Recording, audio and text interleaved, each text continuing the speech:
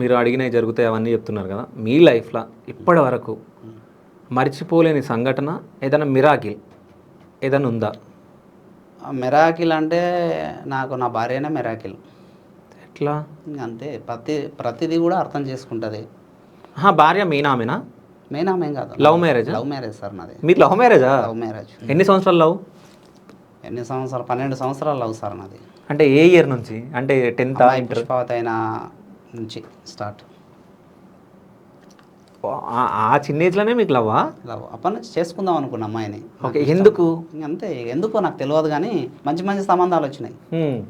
₹1,00,00,000 కట్నం ఇస్తా అని చెప్పి కూడా సంబంధం వచ్చింది. ఎందుకంటే అప్పటికే నాకు పీజీ అయిపోయి ఉండే నా పెళ్ళికి ముందే. ఓకే, ఈడీ చేస్తూ ఉన్నా మంచిగా. అంటే మీ ఊరేనా? మా ఊరే. ఓకే. ఏది లేదు, పేదమ్మాయి. వాళ్ళ ఇల్లు కూడా నాకు తెలియదు ఇంతవరకు, కానీ నేను మంచిగా చూసుకుంటా.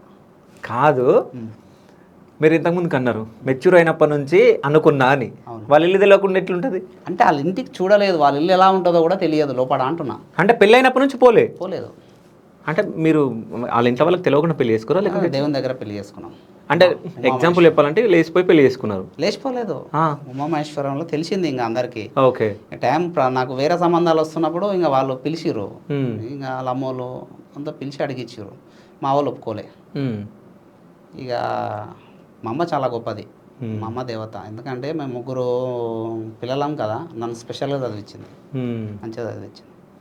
ఓకే. మీ నాన్నగారు ఏం చేస్తుండే? మా నాన్న మేస్త్రి పని చేస్తుండే, చనిపోయిన లేడు.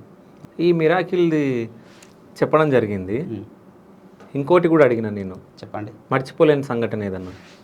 మర్చిపోలేని సంఘటన అంటే అమ్మవారిదే.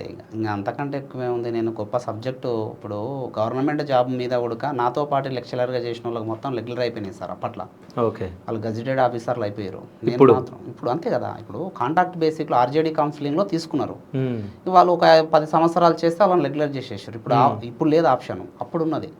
అందరు రెగ్యులర్ లెక్చరర్లు అయిపోయారు నా క్లాస్మేట్స్ మొత్తం.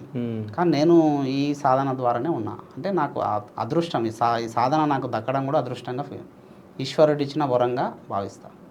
ఓకే.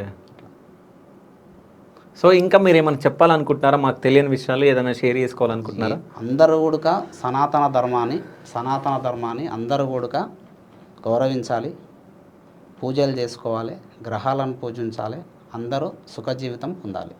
ఓకే. సో అంటే ఒక మనిషి పైన ముందర ఎవరన్నా బాధపడితే నేను తట్టుకోలేను సార్. ఎందుకంటే నా కర్మకారక గ్రహం బుధుడు. మీరు కూడా అంతే, కోపం ఎంత ఉంటుందో దయ కూడా అంతే ఉంటుంది. ఓకే.